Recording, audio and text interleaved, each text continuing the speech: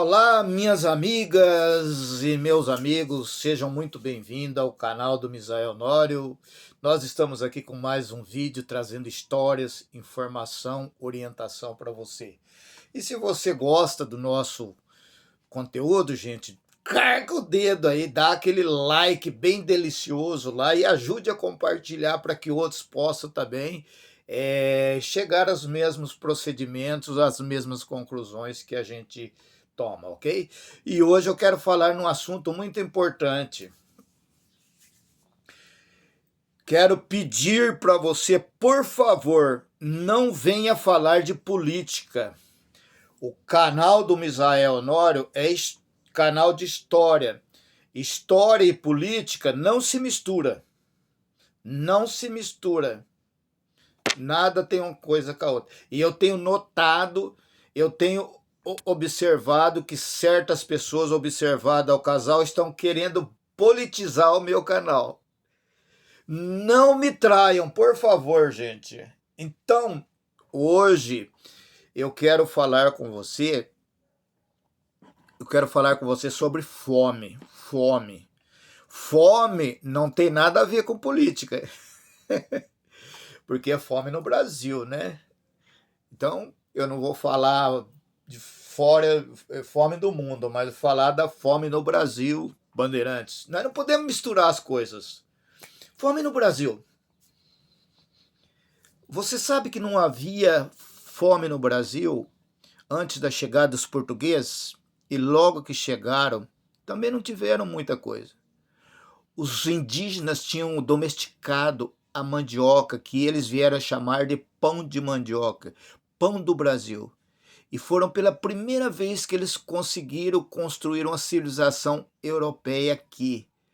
Os europeus vinham tentando já há muitos anos e tinha uma barreira sanitária. Depois eles trouxeram bastante doenças, malária, doenças tropicárias, não conseguiram, mas conseguiram se estabelecer aqui. E a mandioca tem um ponto preponderante nisso. Com a chegada dos portugueses, logo chegou também a fome. Foram induzidos à fome. Vastas porções da população indígena foram submetidas à fome, porque os indígenas e os negros daquela época eram escravizados para construir São Paulo, por exemplo. E sabe qual era o salário deles? Uma espiga de salário, uma espiga de milho por dia, e eram tratados como animais de carga. Um indígena e um negro que construiu o Brasil, o salário deles naquela época era uma espiga de milho por dia, que era o salário deles para fazer tudo isso. Sabe? Serra do Mar, uma espiga de milho por dia. Depois se inicia o grande ciclo de escravidão africana, que construiu o Brasil. Todos sabem que foi o escravo que construiu o Brasil. O Brasil foi o país que mais tempo manteve a escravidão. E a situação dos escravizados era os mais frágeis. E os senhores do engenho tratavam eles no limite. Eles fizeram uma conta na ponta do lápis, que 7 anos duravam 4. Pagavam em 7, mas era 4. Nos engenhos, nos cafezais, nas minas, mas para trabalhar principalmente nos cafezais e na cana-de-açúcar. Eles precisavam um pouquinho de proteína de animal para fortalecer o escravo. Então eles vieram com as charqueadas, sabe aquelas carnes secas? Foram inventadas lá no Ceará. A carne seca foi inventada lá no Ceará. Em 1777, na Grande Seca, matou todos os animais do Ceará e o cearense se mudou para a região de Pelotas, Rio Grande do Sul, e ali eles fizeram a charqueada que faria a fama e a fortuna dos farroupilhas daquela época. Os estancieiros ricos, criadores de charque, produtores de charque, eles começaram a o charque era um dos maiores impostos cobrados, porque era muito salgado o charque, né? Então a regência de Dom Pedro, dos portugueses, tinham feito isso aí. Daí o seguinte, eu falei de uma seca, mas em 1787 também houve artistas viajantes que foram lá para o Ceará, o epicentro dela, crianças e mulheres, igual Biafra, Etiópia, Nigéria, Somália, morreram à míngua por uma questão climática, também por incompetência dos administradores. Perto da abolição da escravatura, aí sim foi que a fome se espalhou pelo Brasil. Os escravos foram libertados e foram jogados na Rua da Amargura. Os nossos irmãos, meus irmãos, foram jogados na rua. E aí sim que a fome se alastrou no Brasil, principalmente nas grandes cidades.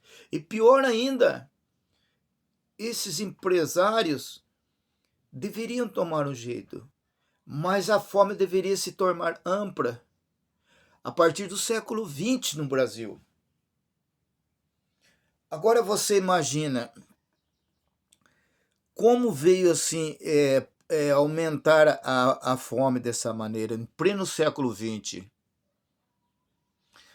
Em 1946, o grande médico e geógrafo pernambucano Josué de Castro, cara brilhante, ele escreveu a Geografia da Fome, que fala até hoje. Esse livro do José de Castro cabe mais de 30 línguas, dos sindicatos da paz de 62, 64. Comunista, perigoso. Ele foi exilado, os militares isolou ele porque ele defendia os esfomeados. Embora com aquela coisa de milagre, um regime que aprofundou as desigualdades sociais que nós vemos hoje no Brasil. O Josué de Castro chegou a ser presidente da FAO, da Organização das Nações Unidas para Alimentação e Agricultura, a FAO, e também chegou a ser presidente da Assembleia da ONU, onde você já viu o energúmeno, patético, vergonhoso, vomitativo, o homem que hoje é presidente do Brasil. Então o canal do Misael não politiza, longe de nós. O meu negócio é história. O meu governo de PT teve os seus cecins, que não devem ser levados em conta para não afastar os demais. Foi o governo que demais combateu a fome, tirando 2 milhões de pessoas da linha da pobreza. E a fome que voltou agora.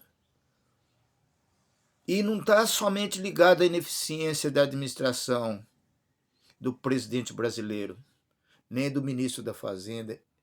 Está ligado à conjuntura global. Na pandemia, disso, aquilo, foi juntando tudo.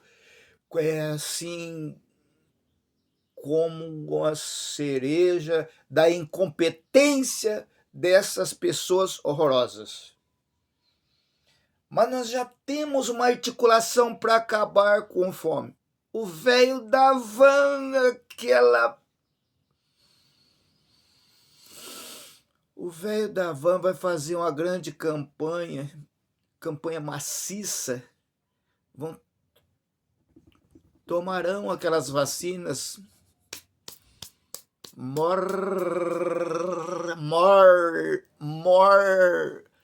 Vai acabar com a fome. E falar nisso, cara, me deu uma fome doida e eu vou ver se eu como. Mas sabe o que eu pretendo comer? Uma mandioquinha frita, né? Que foi a riqueza do Brasil. Ou então uma batata doce. Ou quem sabe até um inhame.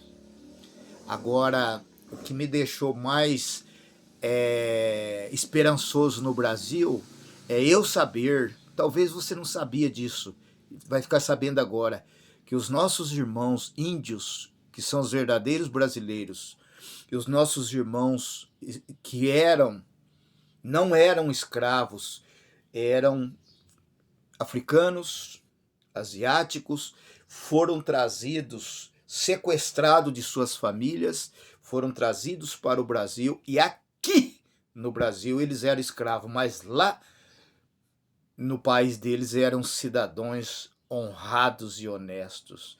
E o que me deixa mais triste e angustiado é saber que o caboclo trabalhou o dia inteiro para construir o Brasil e ganhava de salário uma espiga de milho por dia.